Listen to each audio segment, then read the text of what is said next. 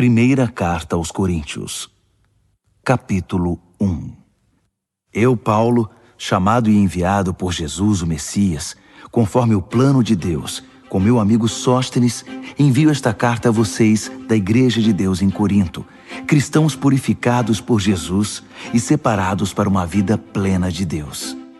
Incluo nesta saudação todos os que invocam Jesus, onde quer que vivam. Ele é o Senhor deles, assim como nosso.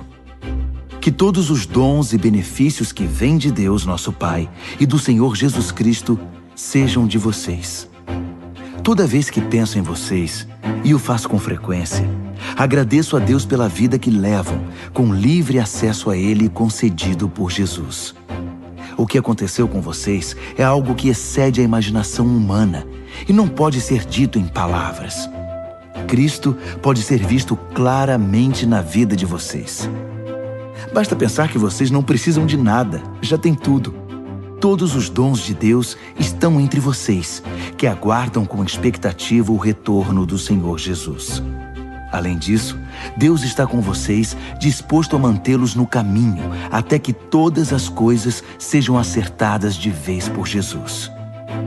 Deus, que conduziu vocês a esta aventura espiritual, compartilha conosco a vida do seu Filho e nosso Senhor Jesus. Ele jamais irá desistir de vocês. Nunca se esqueçam disso. Tenho uma preocupação séria a compartilhar com vocês, meus amigos, pela autoridade de Jesus, nosso Senhor. Tentarei ser o mais direto possível. Vocês precisam aprender a entrar em acordo. Devem ter consideração uns pelos outros, cultivando a vida em comum. Menciono a questão porque alguns membros da família de Chloe me deram uma notícia preocupante, que estão brigando entre vocês. Vou dizer exatamente o que ouvi. Vocês estão criando partidos e declarando: eu estou do lado de Paulo, ou eu prefiro Apolo, ou Pedro é o meu líder, ou eu pertenço ao grupo do Messias. Pergunto a vocês: o Messias, por acaso, foi cortado em pedacinhos para que cada um de nós tenha uma parte dele? Paulo foi crucificado por vocês? Algum de vocês foi batizado em nome de Paulo? Não participei de nenhum dos batismos de vocês, com exceção dos de Crispo e Gaio. E agora, diante dessa questão, estou feliz de não ter participado. Pelo menos ninguém pode sair por aí dizendo que foi batizado em meu nome. Pensando bem, batizei outra família, a de Estéfanas, mas pelo que lembro foram apenas esses. Deus não me enviou para juntar seguidores meus, mas para pregar a mensagem, anunciar o que Ele tem feito e reunir seguidores dele. Não fui enviado para pregar confiando em minha eloquência, banalizando assim o que importa, a cruz de Cristo. Ela não pode ser reduzida a mero discurso. A mensagem que aponta para Cristo na cruz parece tolice para os que caminham para a destruição.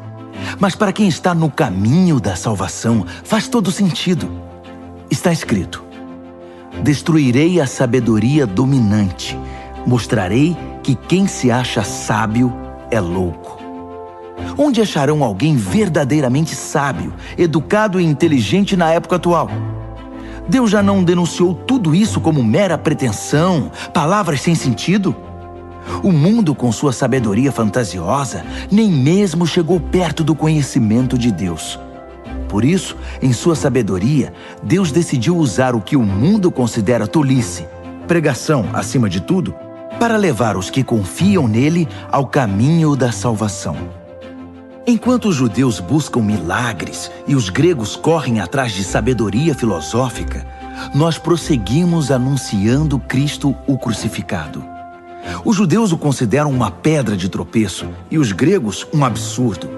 Mas para nós, judeus e gregos, pessoalmente chamados por Deus, Cristo é o milagre e a sabedoria absolutos, reunidos numa única pessoa.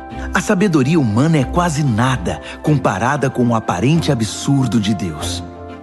Toda força humana, nem sonhando, pode competir com a, entre aspas, fraqueza de Deus. Lembrem-se de quem vocês eram quando foram chamados para esta vida. Não vejo entre vocês muitos representantes da elite intelectual, nem cidadãos influentes, nem muitas famílias da alta sociedade. Não é óbvio que Deus deliberadamente escolheu homens e mulheres que a sociedade despreza, explora e abusa? Não é óbvio que Ele escolheu gente do tipo Zé Ninguém para desmascarar as pretensões vãs dos que se julgam importantes? Fique claro que nenhum de vocês pode contar vantagens diante de Deus. Tudo que temos, cabeça no lugar, vida correta, pecados perdoados e novo início, vem de Deus por meio de Jesus Cristo. Daí o ditado: se alguém se orgulha, que se orgulhe por causa de Deus. 1 aos Coríntios, capítulo 2. Amigos, vocês devem estar lembrados da primeira vez em que os visitei para deixá-los a par da grande jogada de Deus. Na ocasião, não tentei impressionar ninguém com discursos sofisticados ou com argumentos filosóficos. Decidi apresentar primeiro Jesus e quem Ele é, de maneira pura e simples. Depois, falei de Jesus e do que Ele fez, o Jesus crucificado. Não estava certo sobre como apresentar o tema. Sentia-me despreparado. Se querem saber a verdade, eu estava morrendo de medo. Assim, nada do que eu disse deve ter impressionado vocês. Mas mesmo assim, a mensagem cumpriu seu propósito. O Espírito e o poder de Deus fizeram isso, o que deixa claro que a vida de fé que possuem é uma resposta ao poder de Deus, não o resultado de técnicas de manipulação mental ou emocional. A verdade é que temos sabedoria para compartilhar desde que vocês estejam espiritualmente firmes. Não se trata de sabedoria popular, propagada por supostos especialistas, que estarão obsoletas em um ano. A sabedoria de Deus é algo misterioso, que encerra a profundidade de seus propósitos. Nada tem de vaga e superficial. Ela não é uma nova mensagem, é a mais antiga, o que Deus determinou como forma de produzir o melhor dele em nós, muito antes que entrássemos em cena. Os sábios do nosso tempo não têm ideia do que seja esse plano eterno. Do contrário, não teriam matado numa cruz o Senhor da vida designada por Deus. Por isso, temos este texto das Escrituras: ninguém jamais viu ou ouviu algo parecido. Nunca se imaginou algo semelhante. Mas é o que Deus tem preparado para aqueles que o amam. Mas vocês o têm visto e ouvido porque Deus, por intermédio do seu Espírito, o revelou a vocês. O Espírito, não satisfeito em mover-se na superfície, mergulha até as profundezas de Deus e traz à tona o que Deus planejou. Quem conhece o seu pensamento, a não ser você mesmo? O mesmo ocorre com Deus. Ele não só sabe o que está pensando, mas também nos permite sabê-lo. Deus tudo nos revela sobre os dons da vida e da salvação que nos concedeu. Não precisamos dos palpites nem das opiniões do mundo. Não aprendemos isso nos livros nem na escola. Aprendemos de Deus, que nos ensinou pessoalmente por meio de Jesus, e o transmitimos a vocês em primeira mão. Quem não é espiritual não pode receber os dons do Espírito de Deus, não tem essa capacidade. Os dons de Deus lhe parecem tolice. Só o espiritual pode reconhecer o Espírito de Deus e o espírito humano em plena comunhão. Espiritualmente vivos, temos acesso a tudo o que o Espírito de Deus está fazendo. Assim, não podemos ser julgados pelos críticos que não são espirituais. A pergunta de Isaías: existe alguém que conheça o Espírito de Deus, alguém que saiba o que ele está fazendo?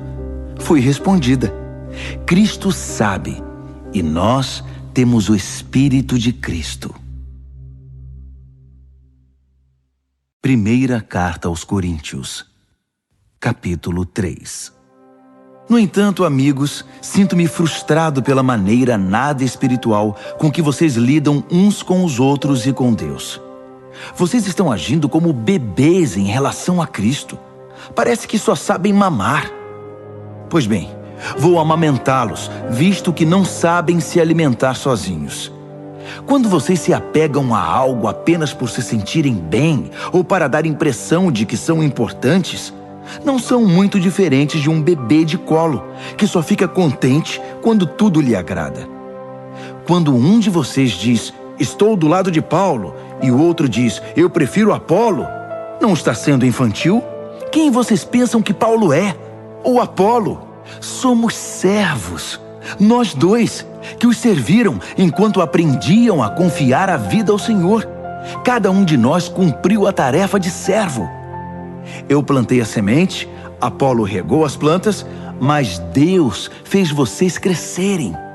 Não é quem planta, nem quem rega que está no centro do processo, é Deus. Ele faz as coisas acontecerem. Plantar e regar são trabalhos menores. O que torna essas atividades dignas é o Deus a quem servimos. Vocês são a lavoura de Deus e nós trabalhamos nela. Usando outro exemplo, vocês são a casa de Deus. Usando o dom que Deus me deu de arquiteto, desenhei a planta. Apolo ergueu as paredes. Que cada carpinteiro que venha trabalhar tenha o cuidado de construir sobre o fundamento. Lembrem-se de que há apenas um fundamento já estabelecido: Jesus Cristo. Sejam exigentes ao escolher o material que irão utilizar na obra. Em algum momento haverá uma inspeção. Se tiverem usado material barato, de segunda linha, vocês serão descobertos. A inspeção será rigorosa. Tudo precisa estar de acordo. Se o trabalho de vocês passar na inspeção, ótimo. Se não, a parte de vocês na construção será derrubada. Mas vocês não serão destruídos. Vão sobreviver, mas com dificuldade. Vocês percebem que são o templo de Deus e que o próprio Deus está presente em vocês? Quem destruir o templo de Deus não ficará impune. Estejam certos disso. O templo de Deus é sagrado e vocês são esse templo. Não se enganem. Não achem que são sábios apenas porque acompanham o noticiário. Sejam os desinformados de Deus. Esse é o caminho da verdadeira sabedoria. Gente que o mundo considera esperta, Deus chama de tola. Está registrado nas Escrituras. Ele expõe as segundas intenções dos que andam de nariz empinado. O Senhor vê através da cortina de fumaça dos que se acham. Não quero ouvir nenhum de vocês contando vantagem acerca de vocês mesmos nem de ninguém. Tudo já é de vocês. Foi um presente. Paulo, Apolo, Pedro, o mundo, a vida, a morte, o presente, o futuro, tudo é de vocês, que são privilegiados por estar unidos a Cristo, que está unido com Deus. Primeira carta aos Coríntios, capítulo 4. Não pensem que nós, líderes, somos o que não somos. Somos servos de Cristo, não senhores dele. Não somos guardiões. Nossa responsabilidade é conduzi-los aos mais sublimes segredos de Deus. Os requisitos exigidos de nós são confiabilidade e conhecimento preciso. Pouco importa o que vocês pensem ou digam a meu respeito. Eu não me avalio. Nesse caso, os rótulos são irrelevantes. Desconheço algo que me desqualifique na minha tarefa para com vocês. Mas isso não quer dizer muita coisa. O Senhor é quem faz este julgamento. Assim, não corram na frente do Senhor, tirando conclusões com base em julgamentos pessoais antes de analisar tudo. Quando Ele vier, trará a público segredos que ninguém imagina, motivações interiores, propósitos e orações. Só então ouviremos o muito bem de Deus. Tudo que faço agora é mostrar que todos esses assuntos dizem respeito a Apolo e a mim, para que vocês aprendam a se controlar e não se precipitem em julgar sem ter conhecimento de todos os fatos. É importante analisar todas as coisas do ponto de vista de Deus.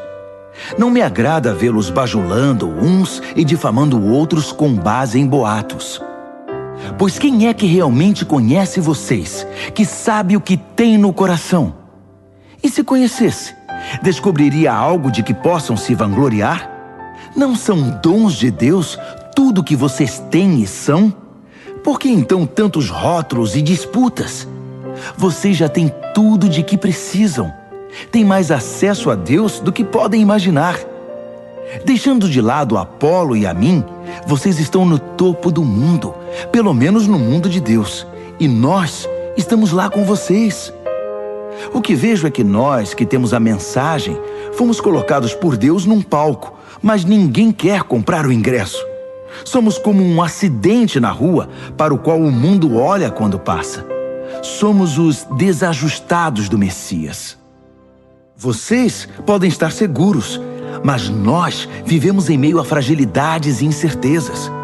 Vocês podem ser bem considerados pelos outros, mas nós somos maltratados muitas vezes. Na maior parte do tempo, não temos o suficiente para comer. Usamos roupas remendadas, portas nos são fechadas na cara e aceitamos os piores empregos para ganhar a vida, sempre com muito esforço. Quando nos ofendem, dizemos, Deus o abençoe. Quando espalham fofocas sobre nós, reagimos com uma palavra boa. Somos tratados como lixo, como restos de comida. E a situação não vai melhorar. Não estou escrevendo para brigar, nem para criar algum desconforto. Escrevo como um pai, meus filhos. Amo vocês e quero que sejam adultos, não crianças mimadas. Há muita gente que não vê a hora de apontar o dedo para o que vocês têm feito de errado. Mas não há muitos pais dispostos a investir tempo e esforço para ajudá-los a crescer. Foi quando Jesus me levou a proclamar a vocês a mensagem de Deus que me tornei o pai de vocês. Não estou pedindo que façam o que eu mesmo já não esteja fazendo. Foi por isso que primeiro enviei Timóteo. Ele também é meu filho querido e fiel ao Senhor. Ele irá refrescar a memória de vocês quanto às instruções que passo regularmente às igrejas no caminho de Cristo. Sei que alguns de vocês são tão cheios de vocês mesmos que nunca ouvem ninguém, muito menos a mim. Mas estarei aí, se Deus quiser, mais cedo do que vocês pensam. E então verei se tudo o que falam não passa de papo furado. Pois o caminho de Deus não é mera conversa, é vida cheia de poder. Então, como devo me preparar para esse encontro? Como quem disciplina com severidade, que os obriga a cumprir seu dever? Ou como bom amigo e conselheiro? Vocês decidem. 1 aos Coríntios, capítulo 5. Também fiquei sabendo de um caso escandaloso entre vocês que não seria tolerado nem fora da igreja. Um dos membros está dormindo com a madrasta. E vocês ainda se sentem tão superiores, tão satisfeitos com vocês mesmos, que isso nem os incomoda. Não acham que deveriam estar tristes, de joelhos, derramando lágrimas? Ninguém pensou que tal conduta precisava ser denunciada e corrigida? Vou dizer o que eu teria feito. Ainda que esteja longe, é como se eu estivesse aí com vocês, porque sei perfeitamente o que está acontecendo e digo que está errado. Vocês não podem apenas ficar olhando e esperar que tudo se resolva. Reúnam a comunidade e estarei presente em espírito com vocês. Tratem da questão e resolvam o problema na autoridade de Jesus, nosso Senhor, que estará presente entre vocês. Submetam a conduta desse homem perante todos. Que ele a defenda, se puder. Mas se não puder, que seja excluído, ficando à mercê de Satanás. Sem dúvida será um choque para ele e um embaraço para vocês. Mas é melhor isso do que a condenação. Além do mais, o que importa é estar perdoado diante do Senhor no dia do juízo. A arrogância e a insensibilidade de vocês nessa questão me perturba. Vocês trataram o caso como se nada fosse. O fermento também parece nada, mas leveda rapidamente toda a massa de um pão. Portanto, livrem-se desse fermento. Nossa identidade é pura e simples. Não pode conter ingredientes estranhos. O Messias, nosso Cordeiro Pascal, já foi sacrificado na refeição da Páscoa. E nós somos o pão sem fermento, que faz parte da festa. Portanto, participemos dessa festa, não como pão inchado com o fermento do mal, mas como pão sem fermento, sincero e genuíno. Escrevi na minha carta anterior que vocês não devem se sentir à vontade com quem vive na promiscuidade. Não quis dizer também que vocês não devem ter nenhum tipo de relacionamento com gente de fora da comunidade. O mesmo vale para os corruptos de nenhum tipo e para os religiosos impostores. Para não ter contato com esse tipo de gente, vocês teriam de sair do mundo. Mas estou dizendo que quando um amigo que alega ser cristão se comporta de modo promíscuo ou corrupto, cheio de revolta contra Deus ou contra os amigos, se embebeda ou se torna explorador, vocês não devem agir como se tudo isso fosse normal. Não podem simplesmente conviver com isso como se fosse um comportamento aceitável. Não sou responsável por aquilo que os de fora fazem. Mas será que não temos nenhuma responsabilidade pelos que são da comunidade cristã? Deus tratará dos que são de fora, mas não podemos nos omitir quando nossos irmãos e irmãs saem dos trilhos. Se necessário, temos de limpar a casa. 1 aos Coríntios, capítulo 6. Outra coisa. Como vocês ousam levar um irmão ao tribunal? Se acham que foram prejudicados, faz sentido levar o caso a um tribunal que nada sabe dos caminhos de Deus, em vez de levá-lo à família da fé? Um dia, o mundo inteiro comparecerá perante um júri formado pelos seguidores de Jesus. Portanto, se vocês vão julgar o mundo, não seria melhor tratar desde já dessas questões menores? Nós vamos julgar até os anjos. Por que então não julgar assuntos corriqueiros? Quando há desentendimentos, por que buscar a solução em gente que vocês mesmos não confiam? Digo isso com toda franqueza, para que percebam a bobagem que estão fazendo. Será possível que não há ninguém sensato entre vocês que possa tomar decisões justas quando surgem disputas e desentendimentos? Não acredito.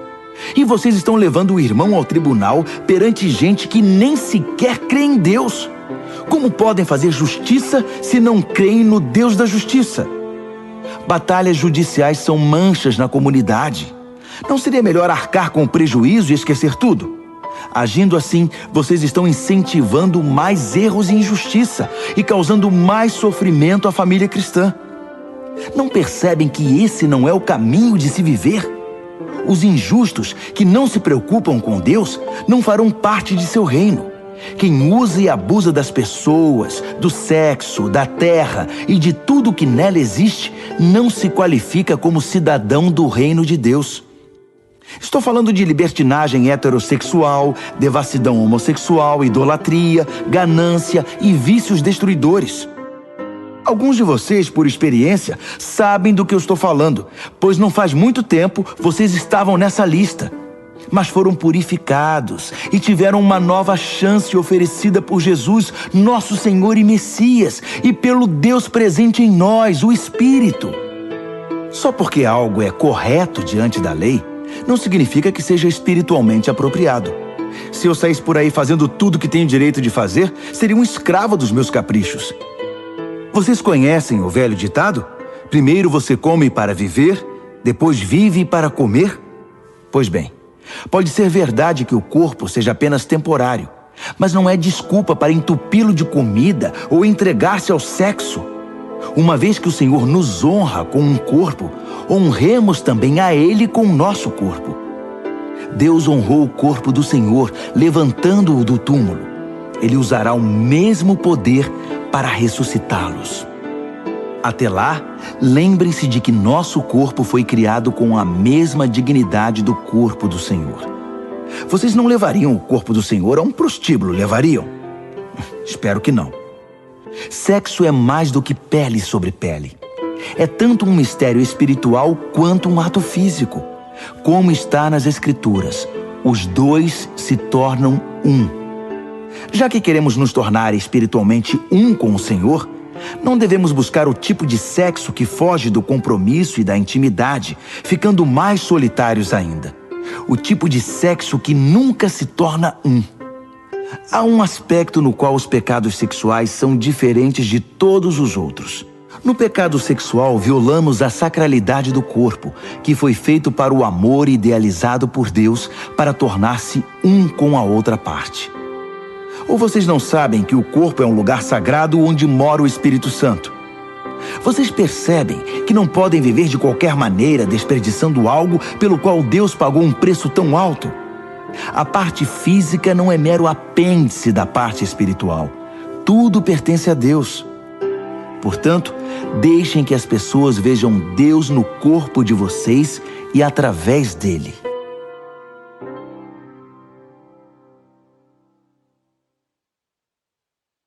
Primeira Carta aos Coríntios, capítulo 7.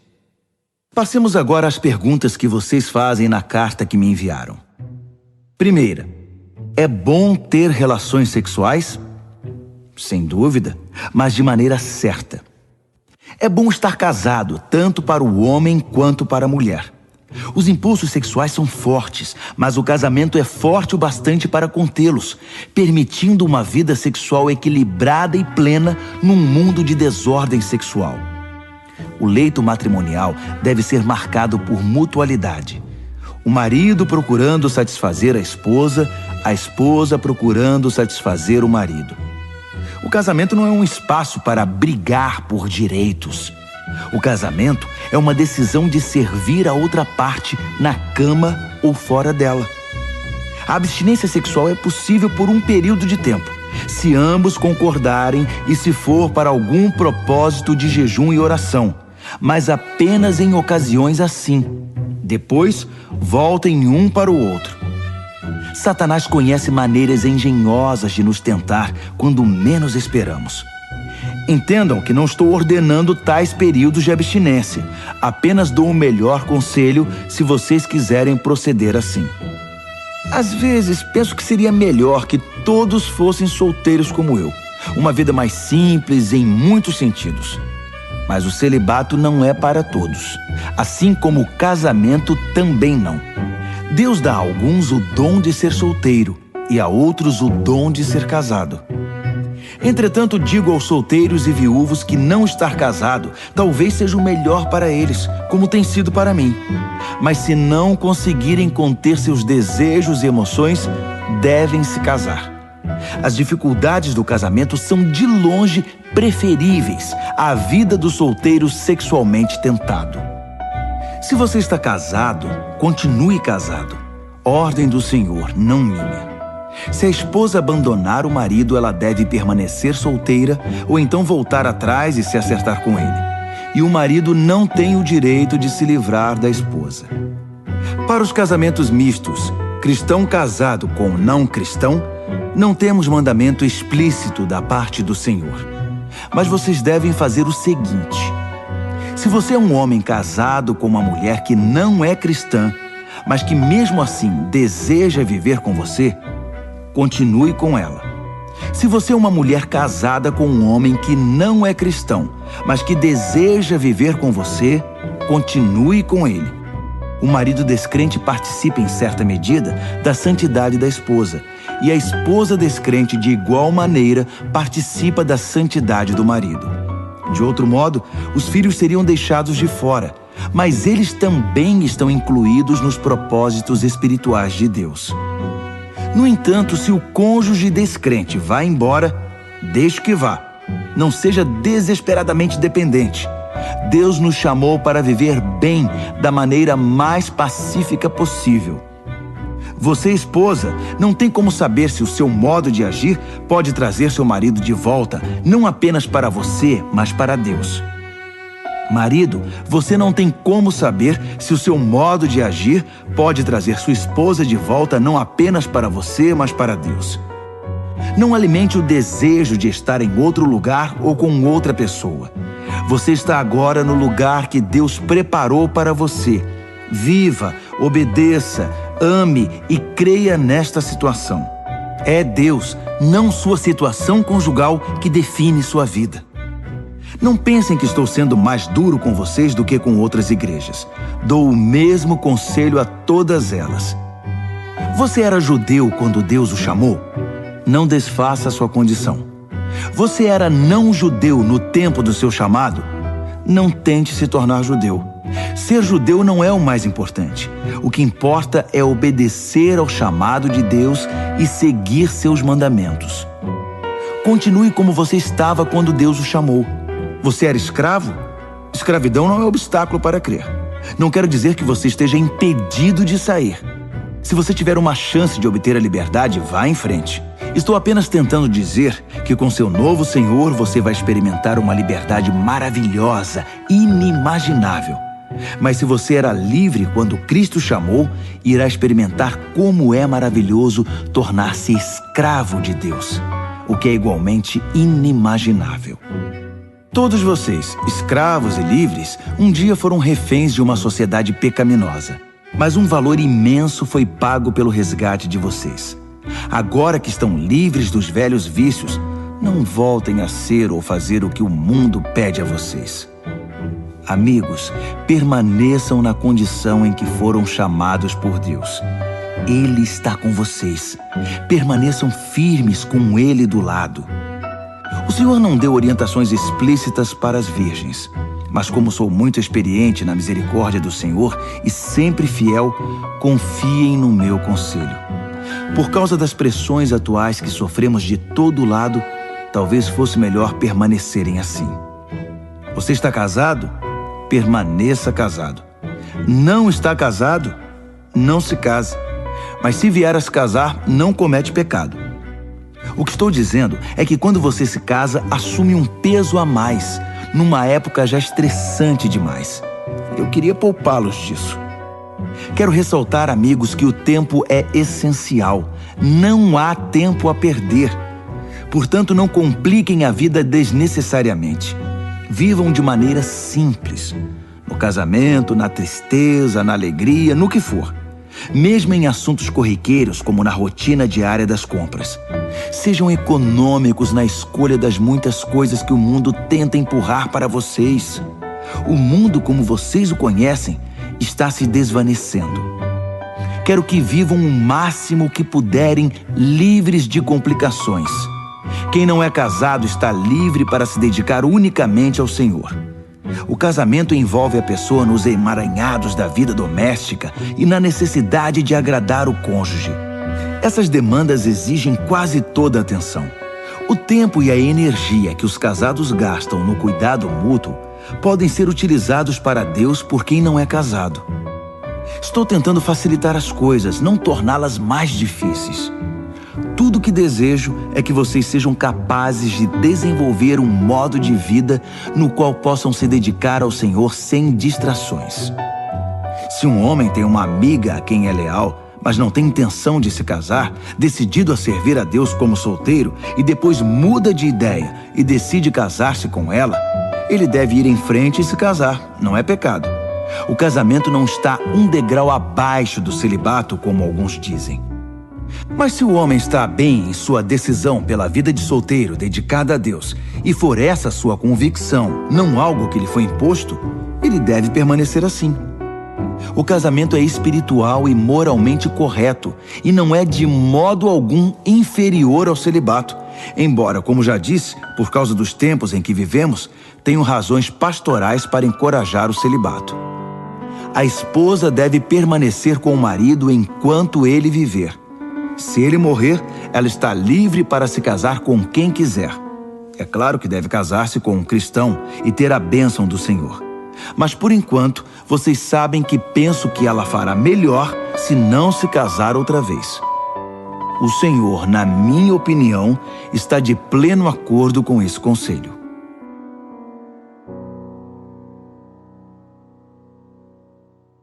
Primeira Carta aos Coríntios, capítulo 8. Continua em aberto a questão sobre a carne oferecida a algum ídolo. Será que é correto participar de refeições nas quais esse tipo de carne é servido? Temos a tendência de pensar que sabemos de tudo e que temos a resposta para essa pergunta. Mas o coração humilde pode nos ajudar muito mais do que a mente orgulhosa. Nunca saberemos o bastante até reconhecer que só Deus sabe tudo. Alguns dizem, acertadamente, que os ídolos não existem de verdade, que não há nada neles, que não há outro Deus a não ser nosso único Deus e que não importa quantos desses chamados deuses sejam invocados e cultuados, eles nada acrescentam à nossa vida, exceto alguma história fantasiosa. Eles dizem, mais uma vez acertadamente, que há apenas um Deus, o Pai, que tudo nos dá e quer que vivamos para Ele. Dizem também que só há um Senhor, Jesus, o Messias, e que tudo é por causa dele, nós inclusive. Sim, é verdade. Então, pensando logicamente, nada aconteceu à carne quando ela foi oferecida ao ídolo. É como qualquer outra carne. Eu sei disso, e vocês sabem também. Mas isso não é tudo. Se fosse, algumas pessoas iriam achar que sabem de tudo e começariam a menosprezar os outros. O conhecimento verdadeiro não é insensível. Precisamos ser sensíveis ao fato de que não estamos todos no mesmo nível de compreensão. Alguns de vocês passaram a vida inteira comendo carne de ídolo e estão certos de que há alguma coisa na carne que prejudica vocês. Essa mentalidade não vai mudar da noite para o dia. Felizmente, Deus não nos vê pela dieta. Não somos elogiados quando comemos de tudo, nem repreendidos quando não toleramos essa comida. Mas Deus se preocupa quando alguém usa sua liberdade de modo irresponsável, levando algum companheiro de fé a se desviar do caminho, devido à vida que levavam anteriormente. Por exemplo, digamos que vocês se vangloriem da sua liberdade indo a um banquete oferecido em honra aos ídolos, no qual o prato principal seja carne sacrificada a ídolos. Mas essa postura pode representar um perigo para quem ainda luta com a questão, alguém que os considere sábios e maduros. O perigo é que ele ficará terrivelmente confuso, sem saber mais o que é certo e errado. Cristo deu a vida por essa pessoa. Seria pedir demais que desistissem de ir ao banquete por causa dela? Porque, como vocês dizem, não faria nenhuma diferença. Mas fará diferença se vocês ferirem um irmão, com o risco de condená-lo à ruína eterna. Quando vocês ferem seu irmão, estão ferindo Cristo. Um banquete aqui e ali não vale o preço de uma dessas pessoas frágeis na fé. Assim, se sua participação no jantar com carne de ídolo significar o desvio de algum irmão, é melhor ficar em casa. 1 Coríntios, capítulo 9. Não me digam que não tenho autoridade para escrever deste modo. Não acham que devo sentir-me perfeitamente livre para fazê-lo? Não recebi esta tarefa? Não fui chamado para esta obra no encontro face a face com Jesus, nosso Senhor? Vocês não são provas do que tenho feito para o Senhor? Ainda que ninguém mais admita a legitimidade do meu chamado, vocês não podem negá-lo, pois meu trabalho com vocês é a prova viva da minha autoridade. Não tenho medo dos críticos. Nós que atuamos na obra missionária para Deus, temos direito a acomodações decentes e ao sustento para nós e nossa família. Parece que vocês não levantaram objeção sobre isso para os outros apóstolos, nem para os irmãos do Senhor, nem para Pedro. Então, por que só no meu caso?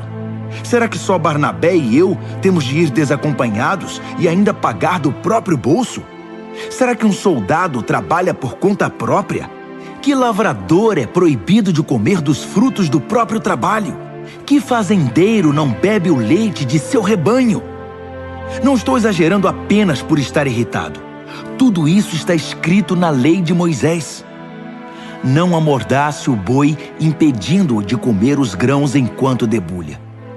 Vocês acham que Moisés estava preocupado com o gado? Não acham que a preocupação era conosco? Claro que sim. Lavradores trabalham ansiosos pelo tempo da colheita. Assim, se plantamos sementes espirituais entre vocês, é errado esperar que nos sirvam 1 ou 2 refeições? Outros até exigem isso de vocês. Será que nós, que nunca exigimos nada, não merecemos mais? Mas não vamos começar a reivindicar agora o que sempre tivemos o direito de fazer. Nossa decisão é desistir de qualquer coisa que nos desvie da mensagem de Cristo. Minha preocupação agora é que vocês não usem nossas decisões para tirar vantagem ou privar alguém dos seus direitos. Vocês sabem que quem trabalha no templo sempre teve a garantia de poder viver dos rendimentos da casa de Deus. Também os que oferecem sacrifícios no altar podem se alimentar do que é sacrificado. Seguindo o mesmo raciocínio, o Senhor determinou que quem proclama a mensagem deve ser sustentado por aqueles que creem nela. Mesmo assim, quero deixar claro que nunca peguei nada para mim e que não estou escrevendo agora para exigir alguma coisa. Prefiro morrer a permitir que duvidem de mim ou questionem meus motivos. Se proclamo a mensagem, não é para ganhar alguma coisa. Sou impelido a fazer isso e ai de mim se não o fizer. Se eu considerasse este trabalho apenas um meio de ganhar a vida, eu esperaria algum pagamento. Mas como não penso assim, pois creio que ele me foi confiado de modo muito especial, por que esperaria ser pago? Então, acham que eu estou ganhando algo com isso? Na verdade estou. O prazer de proclamar a mensagem sem que vocês tenham de pagar por isso. Vocês não precisam nem bancar minhas despesas. Ainda que eu esteja livre das exigências e expectativas de todos, tornei-me um servo voluntário de todos para alcançar todo tipo de gente. Religiosos, não religiosos, moralistas, libertinos, fracassados, desmoralizados, não importa. Não adoto o estilo de vida deles. Mantenho o meu comportamento baseado em Cristo, mas entrei no mundo deles e compartilhei da realidade deles. Tornei-me servo em minha tentativa de levar alguns dos que eu encontrei pelo caminho para uma vida salva por Deus. Fiz tudo por causa da mensagem. E não queria apenas falar dela, eu queria estar nela. Todos vocês já foram ao estádio e viram as corridas. Vários atletas correm, mas apenas um vence. Correr para vencer. É para isso que os bons atletas treinam duro. Eles fazem isso por uma medalha de ouro, que perde o brilho e o valor. Mas vocês estão atrás da medalha que nunca envelhecerá. Não sei sobre vocês, mas eu estou correndo a toda velocidade rumo à linha de chegada. Estou dando tudo de mim. Nada de pegar leve.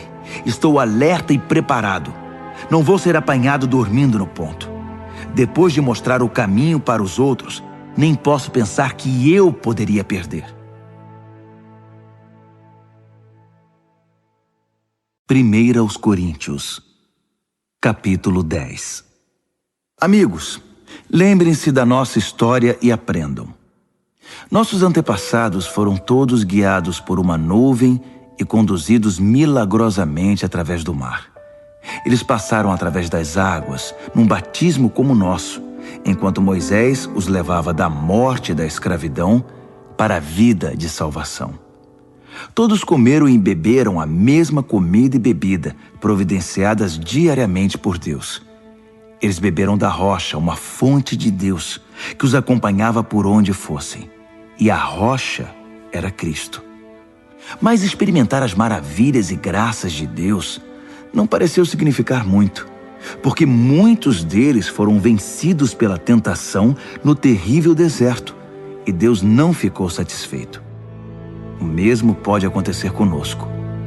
Precisamos estar atentos para nunca sermos apanhados trilhando um caminho próprio, como eles fizeram. Não podemos fazer a religião virar um circo, como eles fizeram. Primeiro festejaram, depois dançaram. Não podemos cair na promiscuidade. Eles pagaram caro por isso. Lembre-se, nada menos de 23 mil mortes num só dia. Não cometam o erro de pensar que Cristo deve nos servir. Nós é que o servimos. Eles fizeram isso e Deus enviou-lhes cobras venenosas. Devemos tomar cuidado para não incentivar a reclamação. Foi ela que os destruiu. Esses incidentes são sinais de alerta da nossa história, escritos para que não venhamos a repetir os erros deles. Historicamente, vivemos situações semelhantes. Eles no início e nós no fim. E podemos confundir tudo, assim como eles. Não sejam tão ingênuos e autoconfiantes. Vocês não são diferentes. Podem fracassar tão facilmente como qualquer um. Nada de confiar em vocês mesmos. Isso é inútil. Mantenham a confiança em Deus.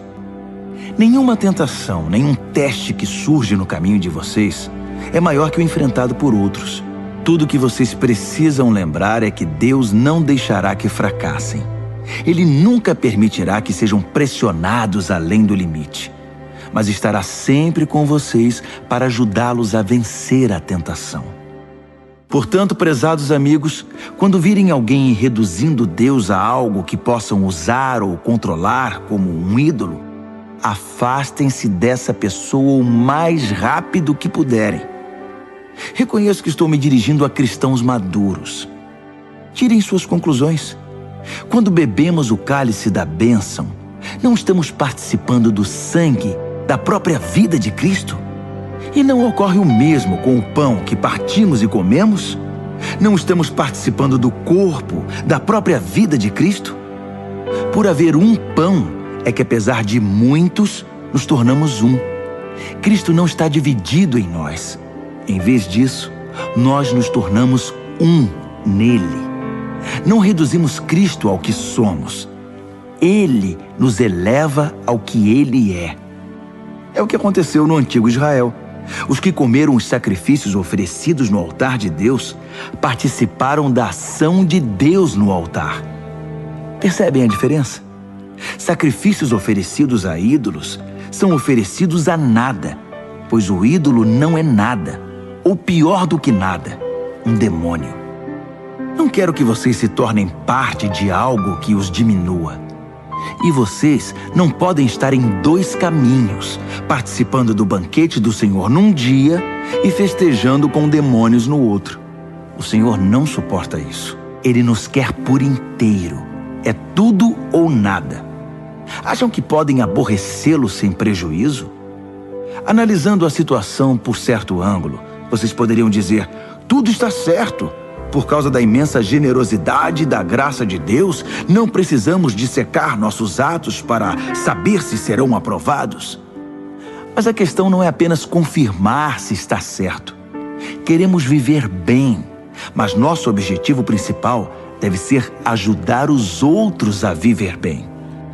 Se partirem desse princípio, o bom senso os conduzirá pelo resto do caminho. Comam qualquer coisa vendida no açougue. Não é preciso encarar tudo como um teste de idolatria. A terra, afinal de contas, é de Deus, e tudo que há nela. Esse tudo inclui todo tipo de carne. Se um descrente o convida para jantar e você deseja ir, não recuse o convite. Aproveite e coma de tudo que for oferecido. Seria falta de educação e de espiritualidade investigar na hora a pureza de cada prato. Mas se ele disser que a comida foi sacrificada a um Deus, você deve recusar. Ainda que isso seja indiferente para você, não é para ele. E você não vai querer deixá-lo confuso a respeito da sua fé. Mas com exceção de casos como esses, não vou ficar pisando em ovos, preocupado com o que gente de mente fechada pode dizer. Tenho toda a liberdade, pois conheço muito bem o que nosso Senhor nos ensinou. Se como o que me oferecem, agradecido a Deus pelo que está na mesa, deveria eu me preocupar com o que alguém vai dizer? Dei graças a Deus pela comida, Ele a abençoou e ponto final.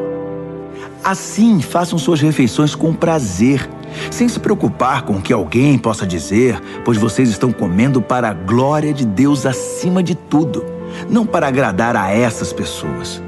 Façam tudo desse modo, de todo o coração e com liberdade, para a glória de Deus. Ao mesmo tempo, não se esqueçam de agir com misericórdia. Evitem pisar no calo dos que não têm liberdade como vocês. Tenho feito o que posso para levar em consideração os sentimentos dos outros. Espero que vocês façam o mesmo.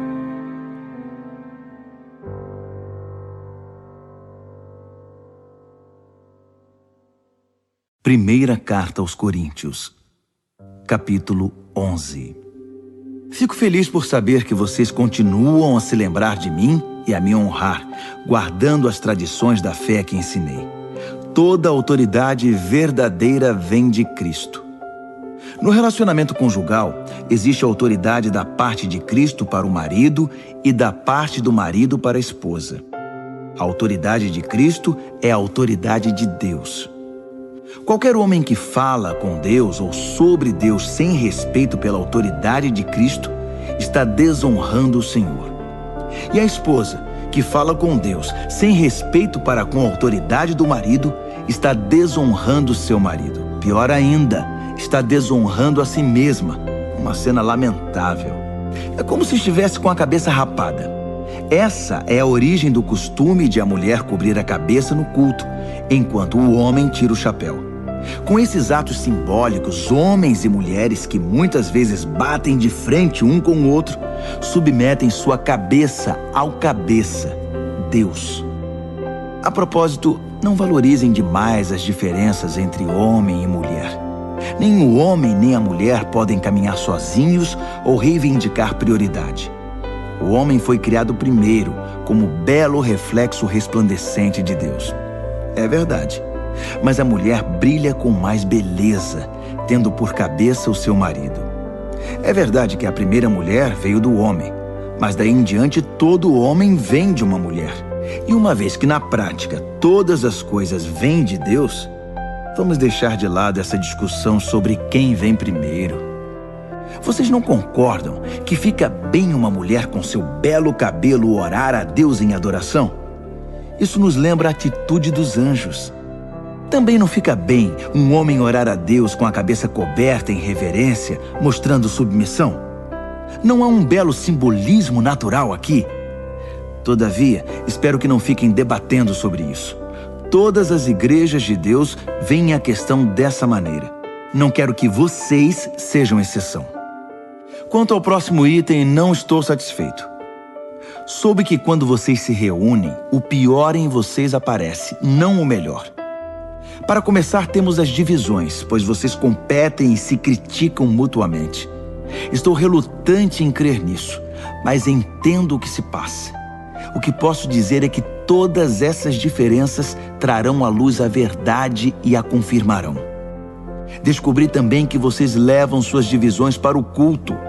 Vocês se reúnem, mas em vez de comer da mesa do Senhor, trazem comida aos montes e comem feito animais. Alguns ficam de fora e vão para casa com fome, enquanto outros precisam ser carregados, pois ficam bêbados demais para andar. Não posso acreditar. Vocês não têm casa para comer e beber? Por que profanar a igreja de Deus? Por que humilhar os pobres? Custa-me acreditar que vocês chegaram a esse ponto. Eu não posso ficar calado. Permitam-me recordar a vocês o que acontece na ceia do Senhor e por que ela é de importância fundamental. Recebi instruções do próprio Senhor e as transmiti a vocês. O Senhor Jesus, na noite em que foi traído, tomou o pão. Depois de dar graças, ele o partiu e disse: "Isto é meu corpo, partido por vocês. Façam isso para se lembrarem de mim." Depois da ceia, ele fez o mesmo com o cálice. "Este cálice é meu sangue, minha nova aliança com vocês. Toda vez que beberem deste cálice, lembrem-se de mim." O que vocês precisam entender é que toda vez que comem esse pão e bebem desse cálice, estão revivendo em palavras e ações a morte do Senhor. E repetirão esse ato até que o Senhor retorne. Vocês não devem permitir que o costume anule a reverência. Quem come o pão ou bebe do cálice do Senhor de modo desrespeitoso é como a multidão que zombou do Senhor e cuspiu nele no momento de sua morte. Vocês querem tomar parte nessa lembrança? Examinem suas motivações. Testem o coração e venham para a ceia com santo temor.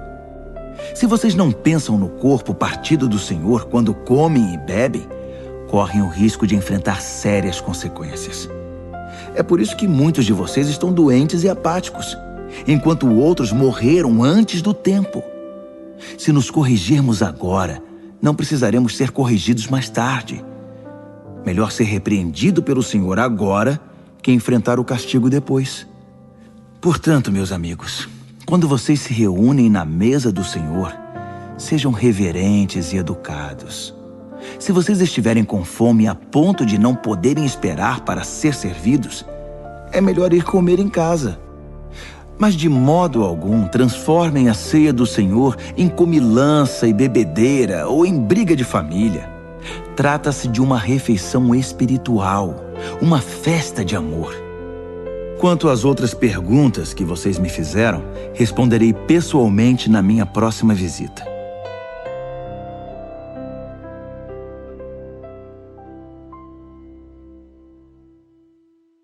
Primeira Carta aos Coríntios, capítulo 12. Quero agora falar sobre as várias maneiras pelas quais o Espírito de Deus se manifesta em nossa vida.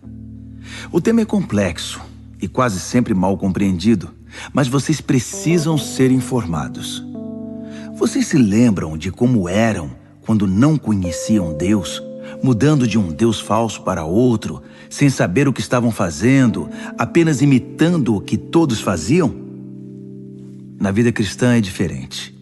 Deus quer que usemos a inteligência. Por exemplo, usando o raciocínio, vocês sabem perfeitamente que o Espírito de Deus jamais induzirá alguém a dizer, maldito Jesus. E ninguém deseja dizer, Jesus é Senhor, sem o discernimento do Espírito Santo. Os dons variados de Deus são distribuídos por toda parte, mas todos têm origem no Espírito de Deus.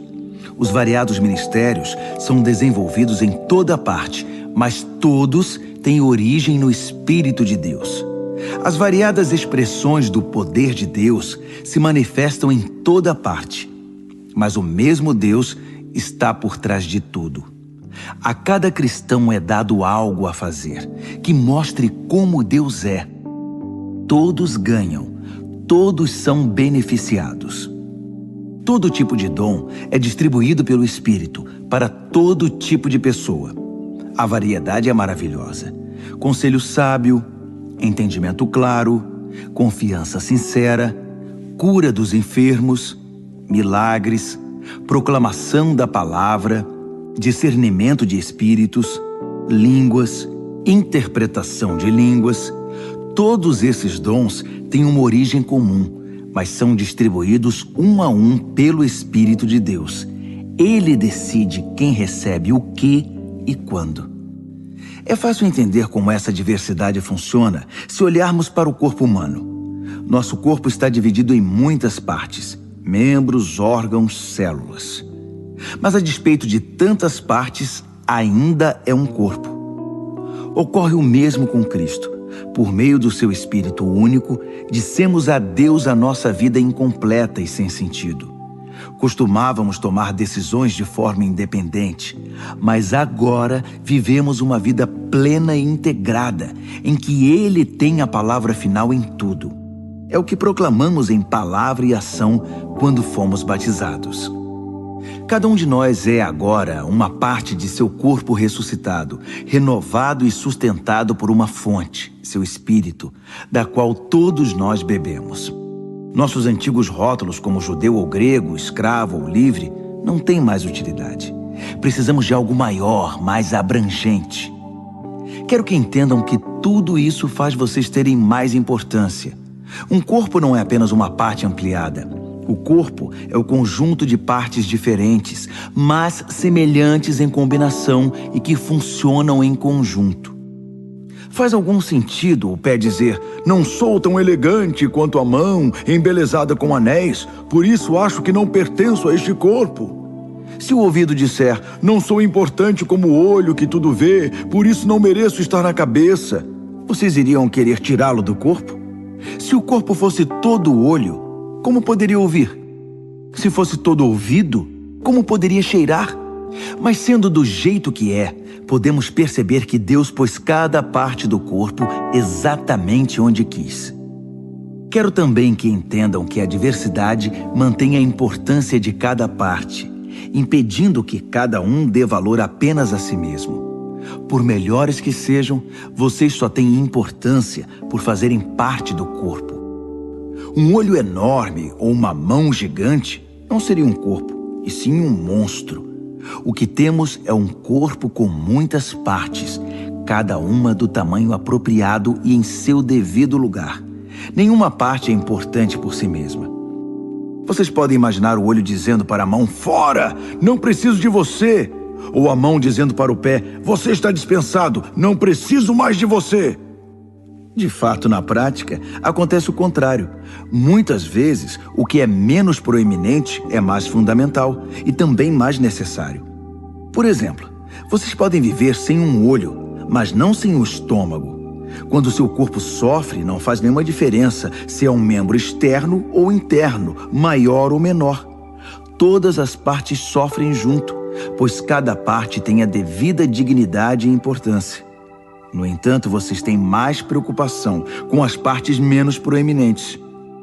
Se vocês tivessem de escolher, não iriam preferir uma boa digestão a um cabelo bonito? O modo pelo qual Deus formou o corpo humano é um modelo que nos ajuda a entender nossa vida comunitária na igreja. Cada parte depende da outra. As partes que mencionamos e as que não mencionamos. As partes que vemos e as que não vemos. Se uma parte se fere, todas as outras partes estão envolvidas. Se uma parte vai bem, todas as outras desfrutam esse bem-estar. Vocês são o corpo de Cristo. É o que vocês são. Jamais se esqueçam disso. Só depois que vocês reconhecem que participam desse corpo, é que a parte de vocês adquire algum significado. Vocês conhecem algumas partes que Deus estabeleceu na igreja, que é seu corpo: apóstolos, profetas, mestres, operadores de milagres, gente com dom de cura, gente com capacidade para ajudar, gente com capacidade de administrar, gente que ora em línguas. Não é óbvio que a Igreja de Cristo é um corpo completo marcada pela diversidade? Nem todos são apóstolos, profetas, operadores de milagres, gente com dom de cura. Nem todos oram em línguas. Nem todos são intérpretes de línguas. Mesmo assim, alguns de vocês ficam competindo, querendo ser uma das partes importantes. Mas agora quero apresentar a vocês um caminho muito melhor.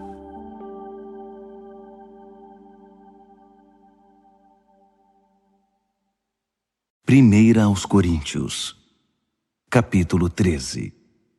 Se eu falar com eloquência humana e com êxtase própria dos anjos, e não tiver amor, não passarei do rangido de uma porta enferrujada.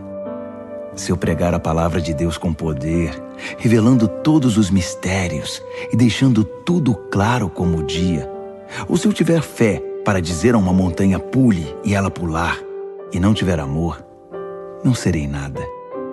Se eu der tudo o que tenho aos pobres e ainda for para a fogueira como mártir, mas não tiver amor, não cheguei a lugar algum.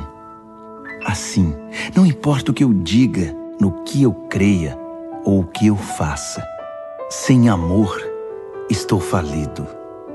O amor nunca desiste. O amor se preocupa mais com os outros que consigo mesmo. O amor não quer o que não tem. O amor não é esnobe, não tem a mente soberba, não se impõe sobre os outros, não age na base do eu primeiro, não perde as estribeiras, não contabiliza os pecados dos outros, não festeja quando os outros rastejam, Tem prazer no desabrochar da verdade. Tolera qualquer coisa. Confia sempre em Deus. Sempre procura o melhor.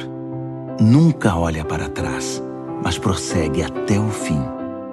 O amor nunca morre. A palavra inspirada um dia será esquecida. A oração em línguas vai passar. O entendimento alcançará seu limite. Nós conhecemos apenas parte da verdade, e o que dizemos a respeito de Deus é sempre incompleto.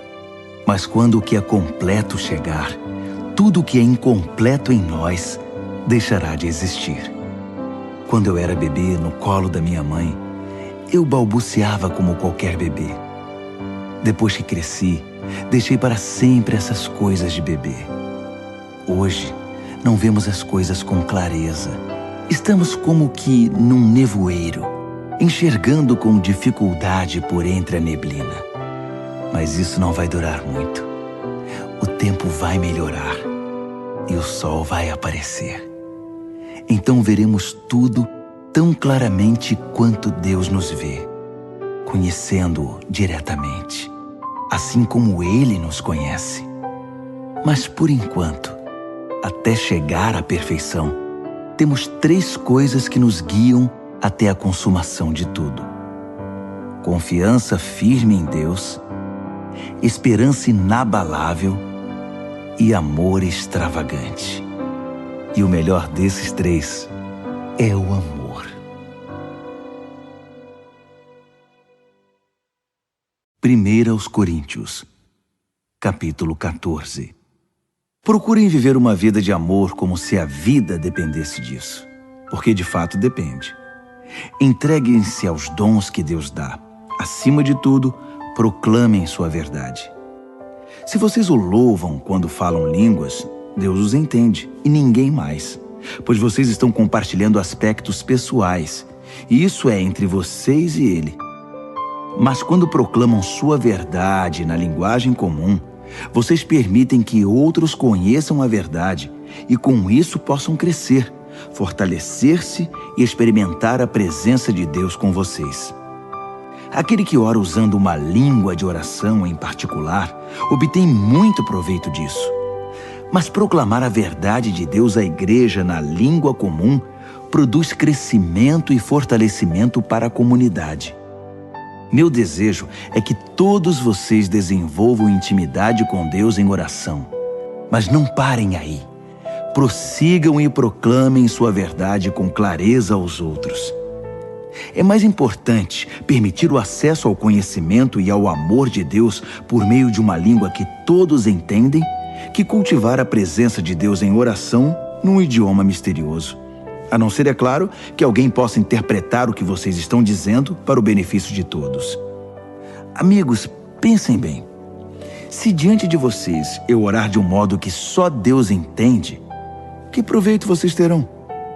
Se eu não falar claramente com alguma instrução, verdade, proclamação ou ensino, não terei nenhuma utilidade para vocês. Se os instrumentos musicais, flautas ou harpas, não são tocados de modo que cada nota seja distinta e esteja no tom, como se poderá identificar a melodia e apreciar a música? Se o toque da trombeta não é nítido, como será possível apresentar-se para a batalha? Então, se vocês falam de um modo que ninguém entende, por que abrem a boca? Há muitas línguas no mundo e todas têm significado para alguém. Mas se eu não entendo a língua, de nada me servirá. Não é diferente com vocês. Já que estão tão ansiosos por tomar parte no que Deus está fazendo, por que não se concentram em fazer o que é proveitoso para toda a igreja? Portanto, quando orarem em língua de oração, não guardem para vocês mesmos a experiência. Orem para poder compartilhá-la com outros. Se oro em línguas, meu espírito ora, mas minha mente fica inativa e não há proveito nenhum. Assim, qual a solução?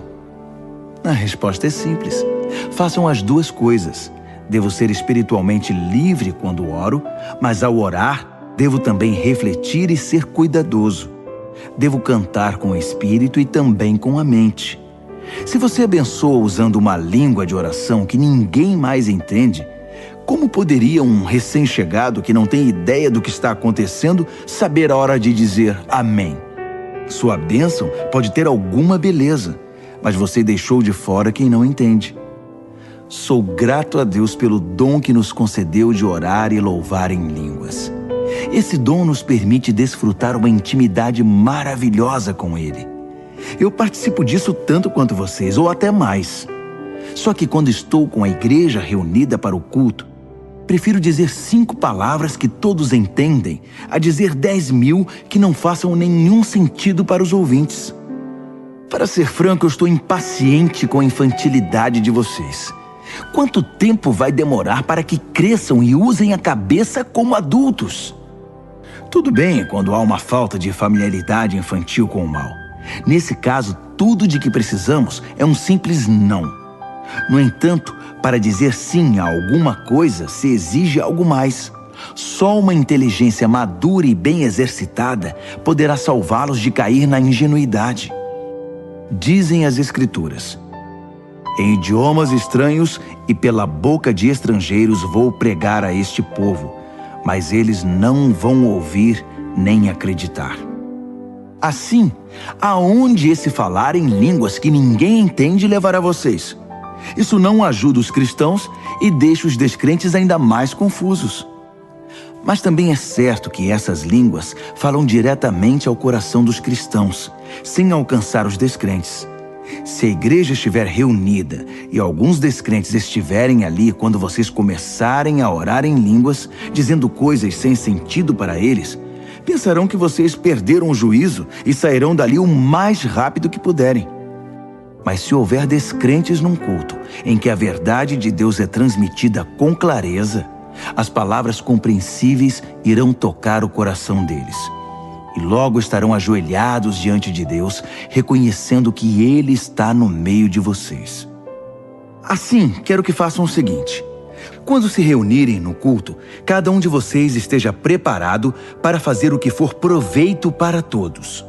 Cantar um hino, ensinar uma lição, contar uma história, fazer uma oração, interpretar línguas. Se forem feitas orações em línguas, que sejam no máximo 2 ou 3, mas apenas se estiver presente alguém que possa interpretar o que estão dizendo. Se não houver, que isso fique entre vocês e Deus. E que não haja mais de 2 ou 3 pessoas falando por culto, e os demais ouçam e guardem tudo no coração. Cada um, por sua vez, faça a sua parte, sem que ninguém assuma o controle. Assim, cada pessoa que falar tem a chance de dizer algo especial da parte de Deus, e vocês irão aprender uns com os outros. Se escolherem falar, são também responsáveis pelo modo e pelo momento de falar. Quando adoramos da maneira certa, não há confusão. Deus nos conduz à harmonia. Isso vale para todas as igrejas. As mulheres não devem interromper o culto falando quando deveriam estar ouvindo, nem fazer perguntas que poderiam ser feitas aos maridos em casa. Quanto a isso, o livro da lei de Deus orienta nossos procedimentos. As mulheres não têm licença para usar o momento de culto em conversas desnecessárias. Vocês, homens e mulheres, acham que são os grandes ungidos do Senhor que definem o certo e o errado? Pensam que tudo gira em torno de vocês? Se alguém acha que tem alguma palavra da parte de Deus, ou se sente inspirado a fazer alguma coisa, preste muita atenção ao que escrevi, pois essas são orientações do Senhor. Se vocês não as seguirem, não serão usados por Deus. 3 conselhos resumem tudo o que falei. Quando transmitirem a verdade de Deus, falem de todo o coração. Se alguém estiver orando em línguas que vocês não entendem, não lhe digam como deve orar. Façam tudo de maneira cortês e organizada em todas as situações. 1 aos Coríntios, capítulo 15. Amigos, permitam-me repassar a mensagem com vocês mais uma vez. A mensagem que proclamei foi recebida por vocês. Nela vocês permanecem firmes e por ela foram salvos. Entendo que a fé que possuem é verdadeira, não um interesse passageiro, e que nela estão firmes de verdade. A primeira coisa que fiz foi apresentar a vocês de coração a mensagem que recebi. O Messias morreu pelos nossos pecados, exatamente como dizem as Escrituras. Foi sepultado e se levantou da morte no terceiro dia, mais uma vez, exatamente como dizem as Escrituras. Falei a vocês que ele apareceu vivo a Pedro, depois aos seus seguidores mais próximos e mais tarde a mais de 500 seguidores ao mesmo tempo. Muitos deles estão por aí, ainda que alguns já tenham morrido. Depois, ele passou um tempo com Tiago e com o restante dos que chamou para falar em seu nome. E, finalmente, apareceu vivo a mim. Faz todo sentido que eu viesse por último, pois nem mereço ser incluído no grupo original, como vocês bem sabem, já que passei anos perseguindo a Igreja de Deus. Mas a mim foi concedida a graça bondosa de Deus. E a ela devo tudo o que sou. Não posso permitir que sua graça seja desperdiçada. Não trabalhei mais que qualquer um dos outros? Embora os resultados não tenham dependido de mim, mas sim de Deus que me deu sua graça. Então não faz diferença se vocês ouviram a mensagem de mim ou de outro. Nós falamos a verdade de Deus e vocês a receberam e creram. Agora quero fazer uma pergunta difícil, mas importante. Se vocês se tornaram cristãos crendo que Cristo está vivo, ressuscitado dos mortos, como podem alguns de vocês afirmar que não há ressurreição? Se não há ressurreição, Cristo não está vivo. Se Cristo não ressuscitou, tudo o que ensinamos a vocês está errado e vocês investiram a vida em uma ilusão. Além disso, se não há ressurreição, somos culpados de mentir a vocês sobre Deus, e tudo o que apresentamos como testemunho de que Deus ressuscitou Cristo não passa de engano. Se os mortos não podem ressuscitar, então Cristo não ressuscitou, porque ele morreu de fato. E se Cristo não ressuscitou, vocês continuam na escuridão, mais perdidos do que nunca. Para quem morreu, é ainda pior, porque morreram esperando a ressurreição em Cristo. Se tudo que temos de Cristo serve apenas para alguns poucos anos de vida, coitados de nós. Mas a verdade é que Cristo ressuscitou, sendo o primeiro de muitos que voltarão à vida. Há aqui um paralelo importante a ser ressaltado. No princípio, a morte nos alcançou por causa de um homem. Mas agora, a ressurreição dos mortos também nos alcança por causa de outro homem. Todos morrem em Adão, e todos tornam a viver em Cristo. Mas temos de esperar nossa vez. Cristo é o primeiro. Depois, os que estarão com ele em sua vinda, a grande consumação.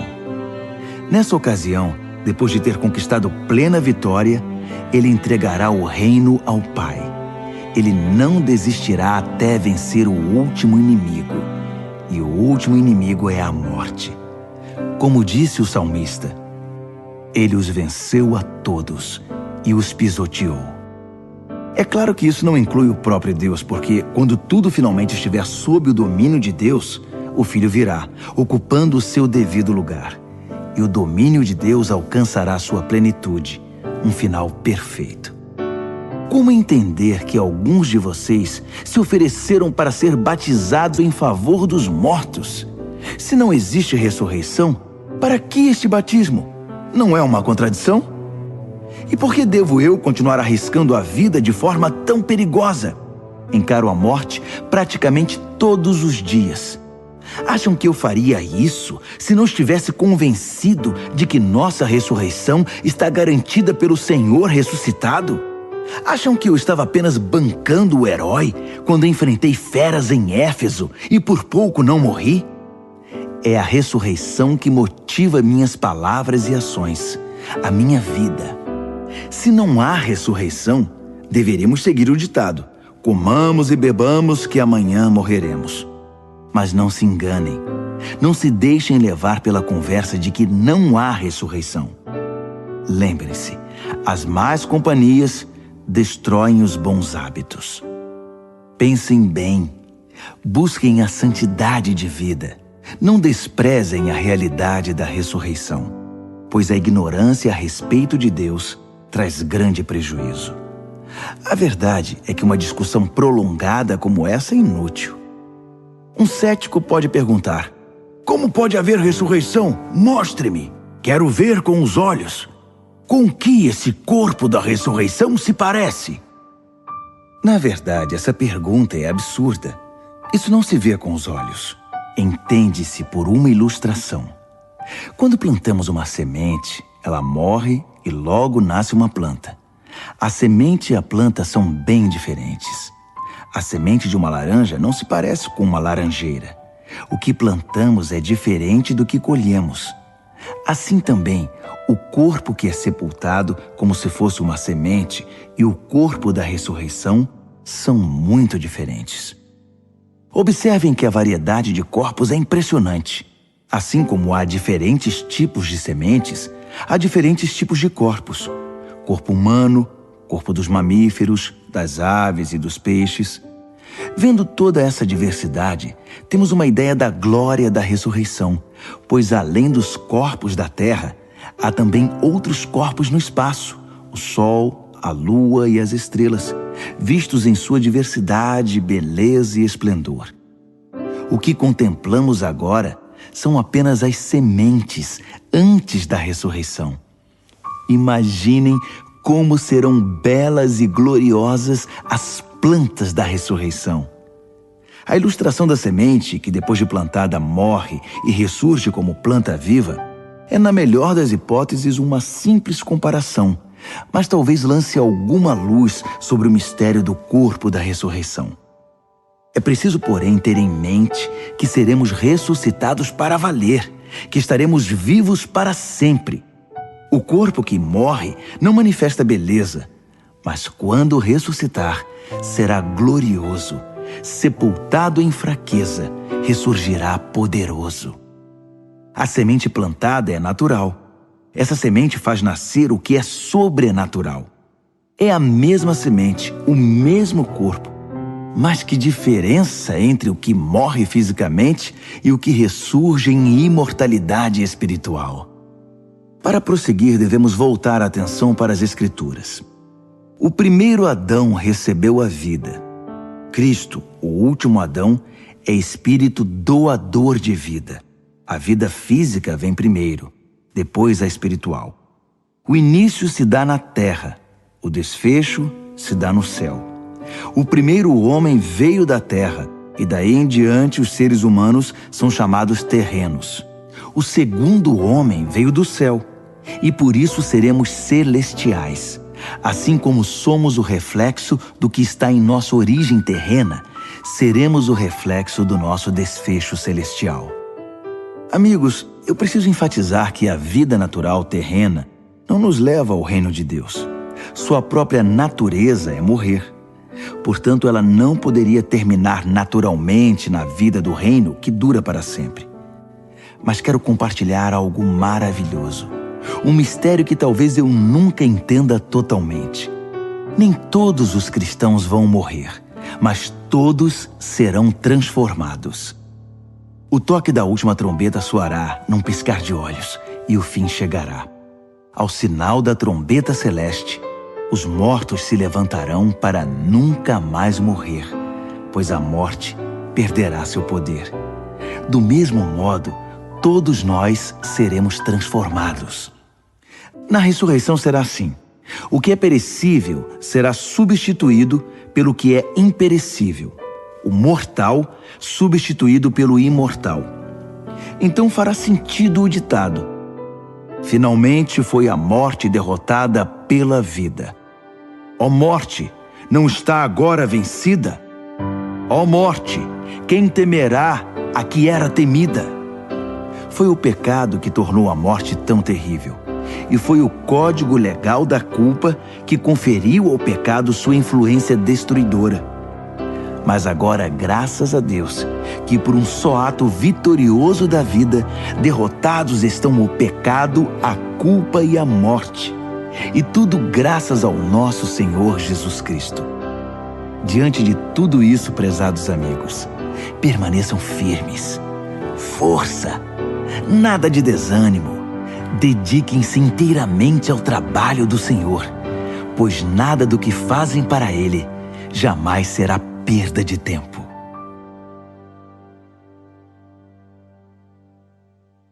Primeira aos Coríntios, capítulo 16. No caso da oferta que está sendo arrecadada para ajudar os cristãos pobres, dou a vocês as mesmas instruções que dei às igrejas da Galácia. Todo domingo cada um traga a sua oferta. Sejam generosos. Guardem o que for recolhido para que, quando eu chegar, tudo esteja pronto e eu não precise fazer nenhum apelo. Depois da minha chegada, escreverei cartas de recomendação aos responsáveis pela entrega da oferta em Jerusalém. Se acharem melhor que eu vá junto, ficarei feliz em viajar com eles. Planejo visitar vocês depois de passar pelo norte da Grécia. Não pretendo ficar muito tempo lá, mas pode ser que eu fique com vocês até passar o inverno. Talvez possam me ajudar quando eu partir para a próxima missão. Não quero visitá-los apenas de passagem. Meu desejo é demorar um bom tempo, se o Senhor quiser. Por enquanto, permaneço aqui em Éfeso. Uma grande porta de trabalho se abriu aqui, apesar da oposição. Se Timóteo aparecer, cuidem bem dele. Façam que ele se sinta em casa. Como eu, ele é incansável no trabalho do Senhor. Não permitam que ninguém o menospreze. Depois de algum tempo, enviem-no de volta a mim com a bênção de vocês. Digam-lhe que eu o estou esperando, bem como a quem o estiver acompanhando. Quanto ao nosso amigo Apolo, estou ajeitando tudo para que ele possa visitá-lo. Ele não acha que este é o melhor momento, mas haverá melhor ocasião. Fiquem de olhos abertos, sejam firmes na fé, compartilhem o que receberam, sejam corajosos e sempre ajam com amor. Gostaria de pedir um favor. Deem atenção especial à família de Estéfanas. Como sabem, eles foram os primeiros convertidos na Grécia e sempre se dedicaram a servir os cristãos. Quero que honrem e cuidem de gente assim, companheiros e trabalhadores que tanto nos ajudam e inspiram. Quero que saibam como estou feliz por ter Estéfanas, Fortunato e Acaico comigo. Eles me suprem a falta que vocês fazem e renovaram minhas forças, mantendo-me em contato com vocês. Valorizem gente como eles. As igrejas aqui na província da Ásia enviam saudações. Áquila, Priscila e a igreja que se reúne na casa deles enviam saudações. Todos os amigos aqui enviam saudações. Transmitam as saudações com abraços santos. E eu, Paulo, de próprio punho, envio meus cumprimentos. Se alguém não ama o Senhor, perderá a bênção. Aguardem a vinda do Senhor. Por sua graça, o Senhor Jesus está sempre de braços abertos para vocês. E eu amo todos vocês no Messias, em Jesus. Amém.